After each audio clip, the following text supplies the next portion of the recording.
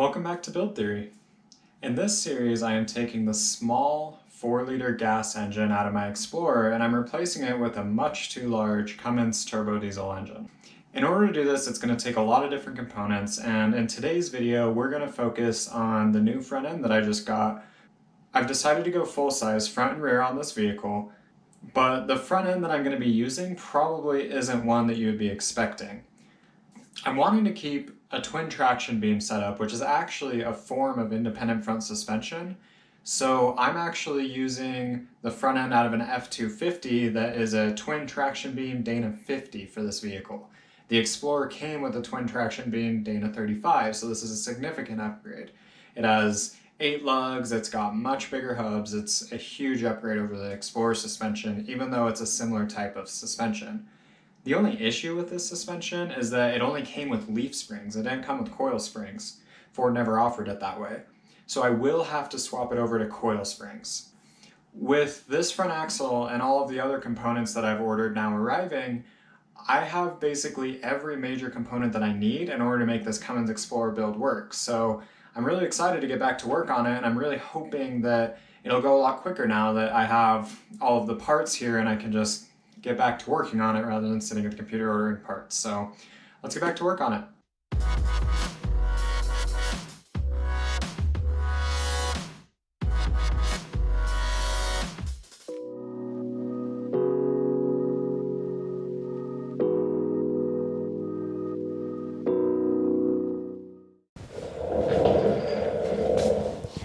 All right, I got some parts. In fact, even more parts showed up while I was unloading this off the trailer.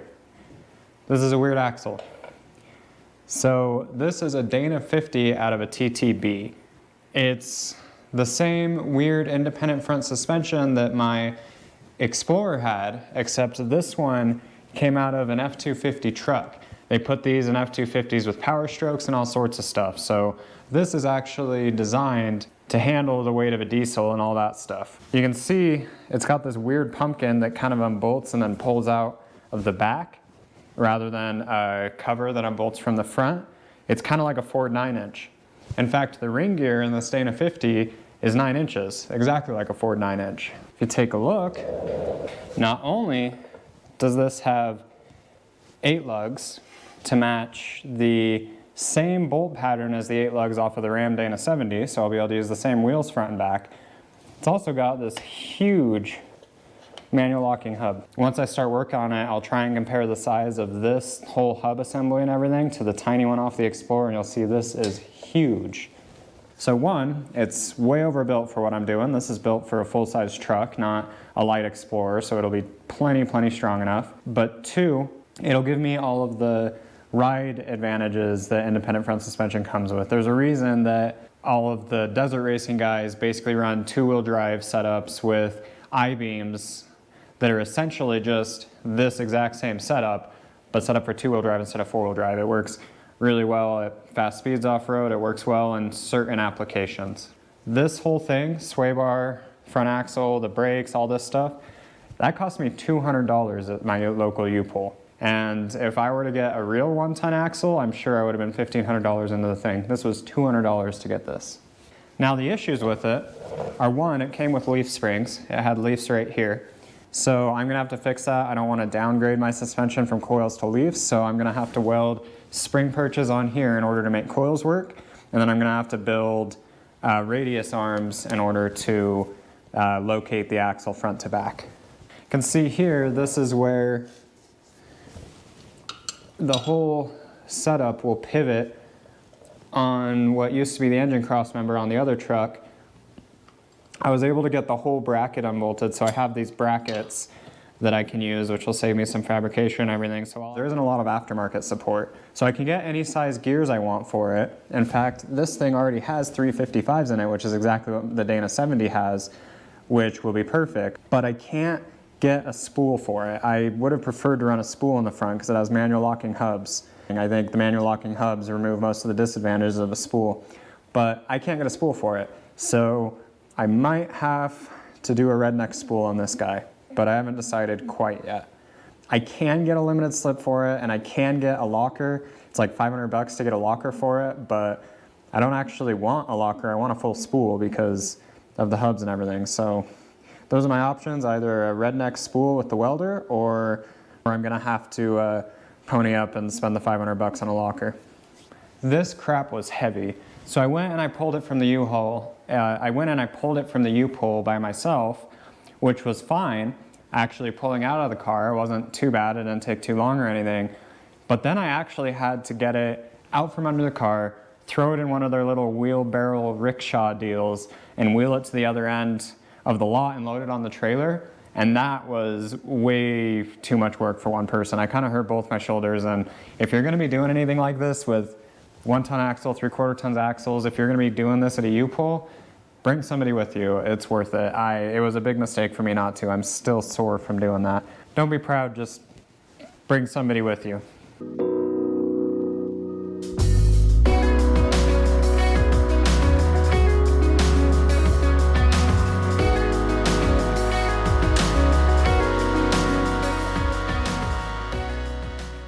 I got a new heater. Hopefully that was the last of me rebuilding stuff in the kitchen, and hopefully this will keep the garage workable. If I end up liking this little unit, then I'll post a link to Amazon in the description.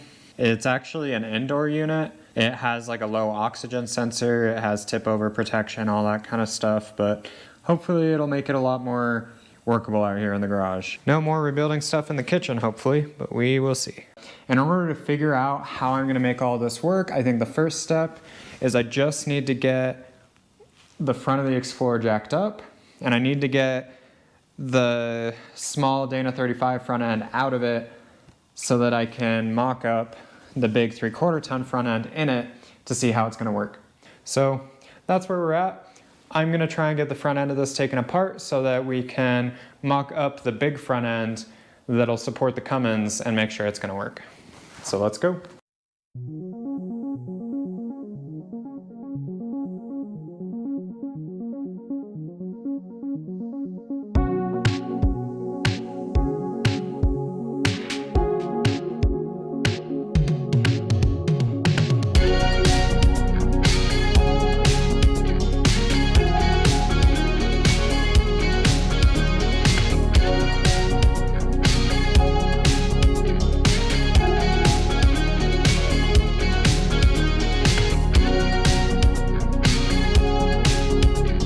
Here's one way of knowing if your shocks are bad. When I can compress it like hand like that and it stays, this shock wasn't doing a damned thing. It was just letting all the fluid leak past all the seals. It wasn't really doing anything, so.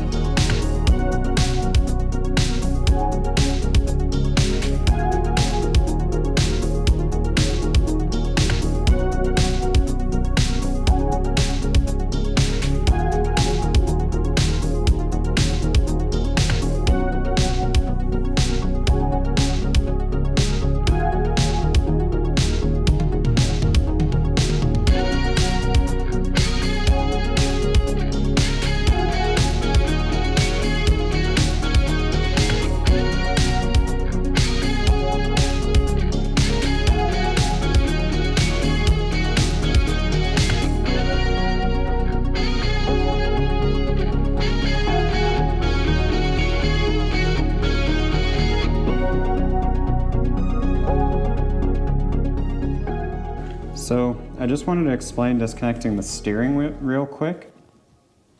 The way the steering is connected, right here, this shaft is tapered, and it's also tapered where it's received in the pitman arm right here. So what that means is that when you tighten this down, the taper pushes up against it and it holds in there really, really tight. It's the same type of system that they use on like the tailstock on a lathe. So it holds really, really well. The issue is then getting it apart. I wanted to try getting it without destroying this grease boot, because then you have to get a new pitman arm or you have to find a new grease boot or whatever. Now, I'm not really gonna use this steering, but I just wanted to, it's best practice not to destroy things as you're taking them apart.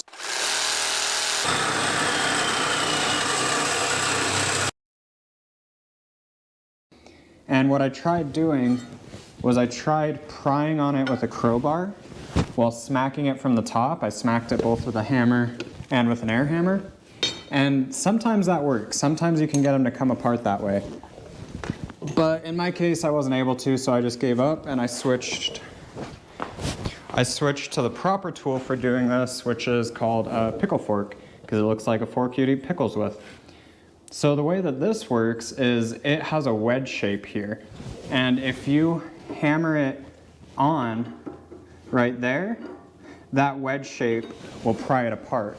The only issue is that as you hammer it in there, it every single time will tear that boot open. And you can see, well, maybe you can't see, but there's a hole in the boot for me doing this. So the pickle fork will get it apart every time and it'll do it the easiest, but it also destroys that boot. So you have to replace the boot if you use a pickle fork.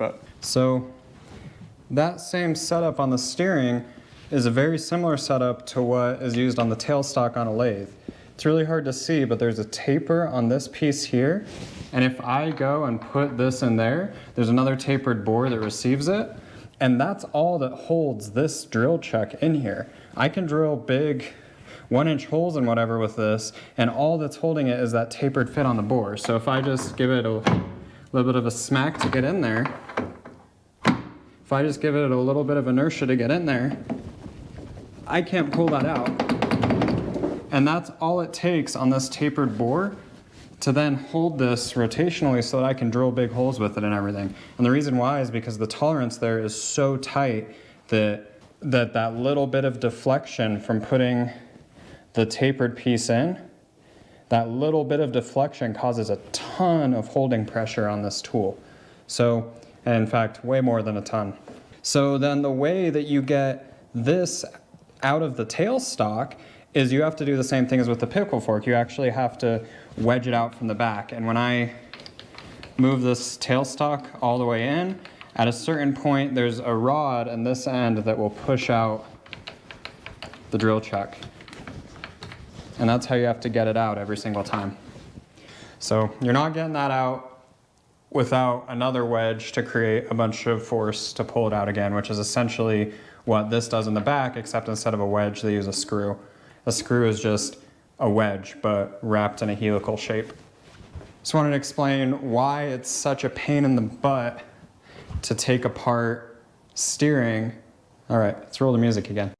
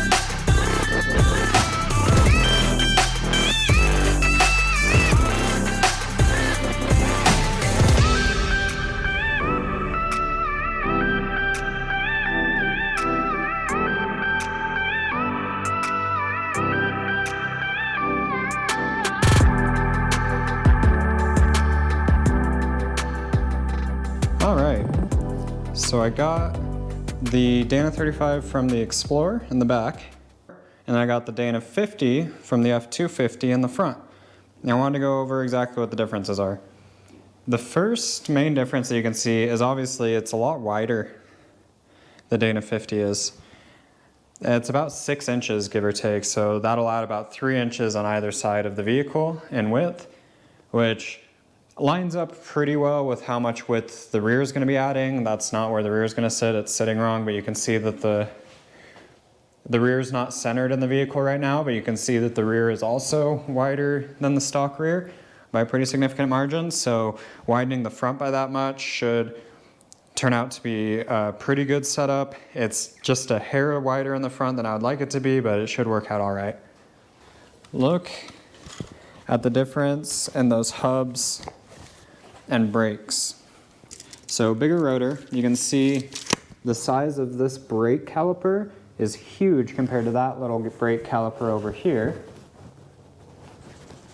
So way bigger brakes. These are meant to stop an 8,000 or 9,000 pound vehicle. Those are meant to stop a 5,000 pound vehicle. So these brakes should be a really good upgrade, especially with the extra weight of the Cummins and all that. You can see it'll have 8 lugs. You can see the size of this compared to that hub. There's a huge difference there. Luckily, this one came with manual hubs, which is great. That's what I want. What this switch does is it locks the hub part, the brakes and all that stuff, to the axle. So if you look at that axle shaft over there, I can spin the hub and everything here, and that axle's not spinning. As soon as I hit it to lock it in, now that axle spins here. So that's what a manual locking hub does, is it locks the axles so that they're actually connected to the differential. What this means is that if you put it in 4-wheel drive, but leave the hubs unlocked, you're essentially still in 2-wheel drive. One thing that's really good about manual hubs is that if you have a locker or a spool in the front differential where each side can't move relative to each other at all, like say, imagine it's welded together with a spool or a locker or something, then it actually makes steering really difficult, because if you turn your wheels and then try to turn, the inside wheel is trying to skip the whole time. So one big advantage of manual hubs is you can put it in 4-wheel drive and then leave one hub locked and the other one unlocked.